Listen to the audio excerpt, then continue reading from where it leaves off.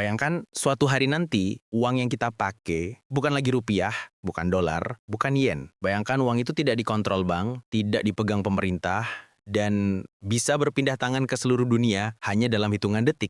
Tidak perlu bank, tidak perlu otorisasi, tidak ada batasan negara. Tinggal klik dan selesai. Kedengarannya seperti masa depan yang keren kan?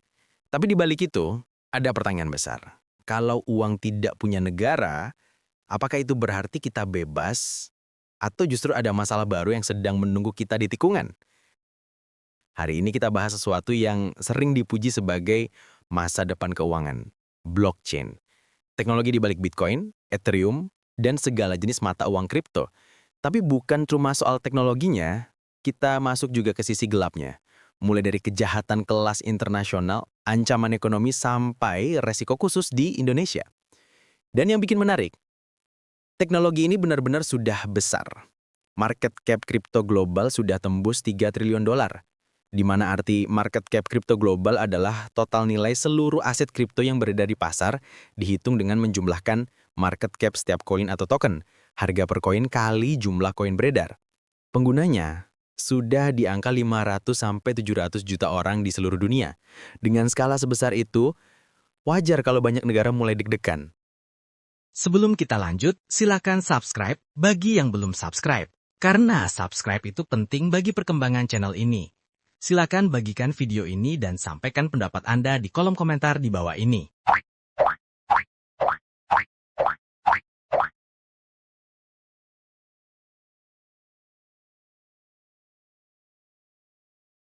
Oke, sebelum kita masuk ke masalah yang agak berat, kita santai dulu. Kita mulai dari pertanyaan paling basic. Sebenarnya blockchain itu apa sih? Karena jujur aja, masih banyak orang yang ngomong blockchain, tapi nggak benar-benar ngerti cara kerjanya. Apa itu blockchain? Blockchain adalah mekanisme basis data canggih yang menyimpan data dalam blok-blok yang terhubung dalam sebuah rantai. Blockchain digunakan untuk membuat buku besar permanen yang mencatat berbagai transaksi bisnis, termasuk memantau akun pengguna, pembayaran, dan melacak pesanan. Blockchain menyediakan jaringan data terdesentralisasi dan terdistribusi yang dapat diakses oleh siapapun dari manapun. Bayangin gini, kalau bank itu punya satu buku tabungan besar, blockchain itu kayak bikin ribuan buku tabungan yang selalu sinkron satu sama lain. Jadi kalau ada satu orang yang iseng nyoba mengubah catatan, misalnya tiba-tiba menambah saldo sendiri, ribuan catatan lain akan langsung bilang, bentar, ini data lo beda sendiri nih, salah. Hasilnya, memalsukan catatan jadi hampir mustahil. Dan ini yang bikin orang percaya sama sistemnya. Bagaimana transaksi divalidasi? Nah, pertanyaan berikutnya. Kalau tidak ada bank, terus siapa yang ngurus transaksi? Jawabannya, jaringan itu sendiri. Setiap transaksi di blockchain itu divalidasi lewat yang namanya konsensus. Sederhananya, komputer-komputer di dalam jaringan ngadain rapat digital untuk menentukan apakah transaksi ini valid atau enggak. Ada dua sistem konsensus paling terkenal. Satu, POW, Proof of Work, punya Bitcoin. Ini versi lama dan boros banget. Untuk memvalidasi transaksi, komputer harus menyelesaikan teka-teki matematika super sulit. Dan yang paling cepat menyelesaikan, dia dapat hadiah berupa Bitcoin. Masalahnya, ini makan energi gila-gilaan. Menurut Cambridge Bitcoin Electricity Consumption Index, konsumsi listrik Bitcoin itu setara dengan satu negara kecil. Makanya, banyak pemerintah mulai khawatir. 2. POS, Proof of Stake. Ini yang dipakai Ethereum yang baru.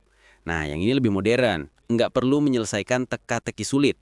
Cukup mengunci sejumlah koin sebagai jaminan. Lalu jaringan akan memilih validator secara acak. Hasilnya, konsumsi energi turun lebih dari 99%. Jauh lebih ramah lingkungan. Blockchain nggak sama dengan Bitcoin. Ini penting. Banyak orang masih nyampur-nyampur antara blockchain dan Bitcoin. Padahal, blockchain itu teknologi. Bitcoin itu aplikasi dari teknologi itu. Sama kayak internet itu teknologi dan email itu salah satu aplikasinya.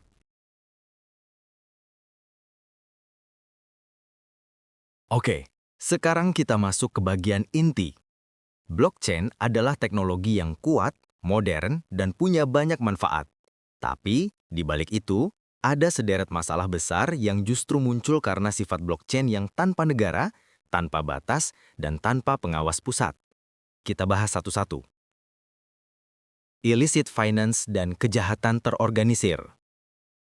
Kalau kita tanya, kenapa kriminal suka banget pakai kripto? Jawabannya sederhana. Pertama, transaksi cepat. Kedua, bisa lintas negara. Ketiga, identitas tidak langsung terlihat. Keempat, ada alat bantu seperti mixer, DEX, sampai bridge. Hasilnya apa? Kripto jadi favorit baru untuk kegiatan ilegal. Menurut laporan Chainalysis, nilai transaksi ilegal menggunakan aset kripto mencapai puluhan miliar dolar setiap tahun.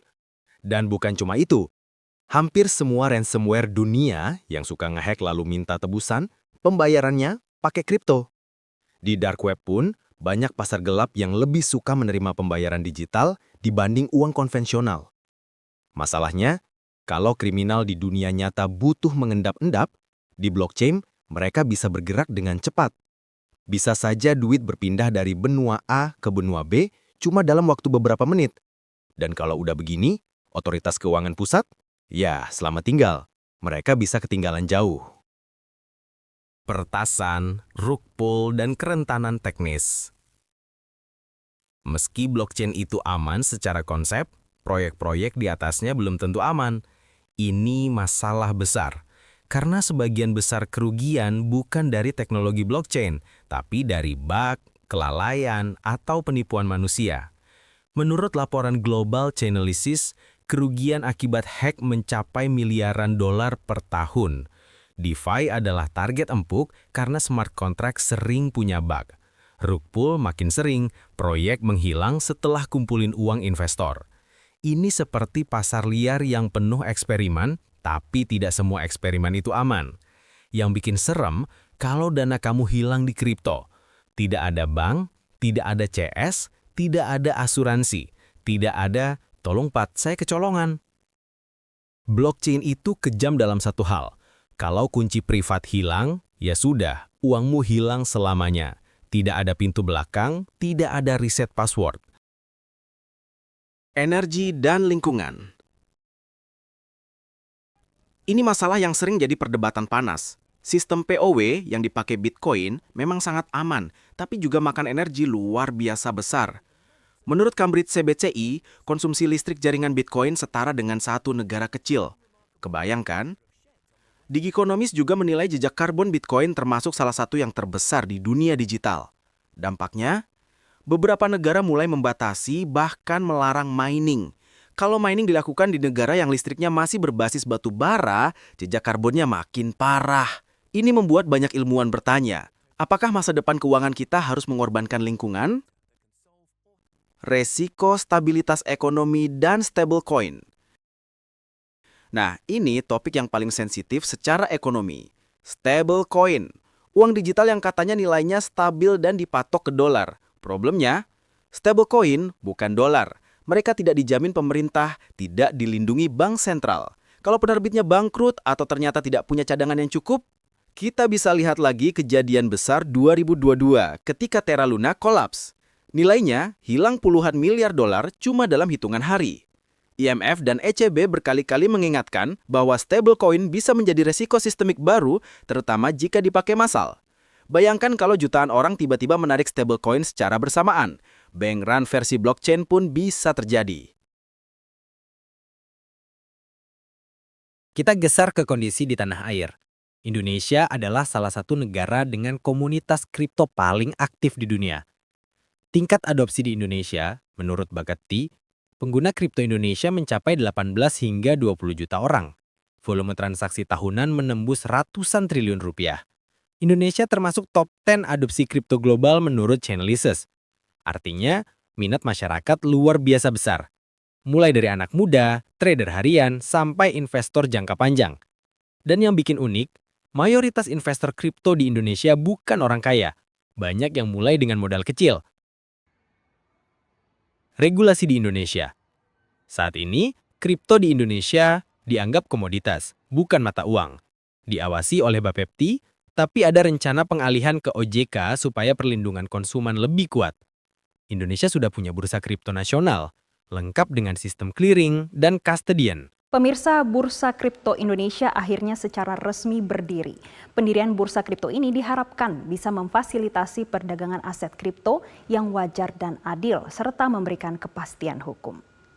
Bursa nasional ini sebenarnya langkah maju untuk mengurangi penipuan dan memberikan standar keamanan yang lebih tinggi. Risiko khusus di Indonesia. Sekarang kita masuk ke risiko-risiko yang paling sering terjadi di Indonesia. Menurut OJK, tingkat literasi keuangan Indonesia baru sekitar 40%. Ini berarti banyak orang membeli kripto tanpa benar-benar paham teknologinya. Yang terjadi, FOMO. Melihat teman profit, ikut beli. Melihat influencer promosi, ikut masuk. Indonesia punya banyak kasus. Robot trading palsu, token lokal yang skemanya Ponzi, proyek yang mengaku pakai blockchain padahal cuma marketing, influencer yang mempromosikan proyek tanpa audit, ini membuat banyak masyarakat jadi korban. Keamanan dan SIM swapping. Ini masalah yang lebih teknis tapi sering banget terjadi. Pengguna kripto banyak yang belum paham pentingnya keamanan digital. Mereka menyimpan kunci privat di chat, di screenshot, bahkan di notes HP. Akhirnya kasus seperti phishing, ada SIM swapping, ada platform kecil yang tiba-tiba tutup, bikin banyak orang kehilangan aset tanpa tahu harus mengadu kemana. Risiko stablecoin.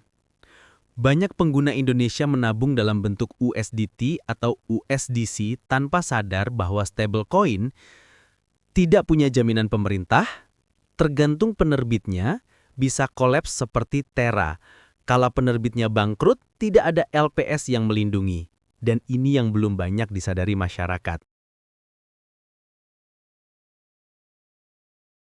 Blockchain bukan teknologi jahat. Tapi, ketika kita bicara uang tanpa negara, kita bicara sistem yang punya potensi besar, sekaligus risiko besar. Ada peluang luar biasa, transparansi, kecepatan, kemudahan. Tapi ada juga ancaman, kejahatan global, peretasan, kerusakan lingkungan, dan risiko ekonomi. Di tingkat global, blockchain bisa jadi alat perubahan. Tapi, bisa juga jadi sumber masalah baru kalau tidak dikendalikan dengan hati-hati. Dan di Indonesia, peluang selalu ada.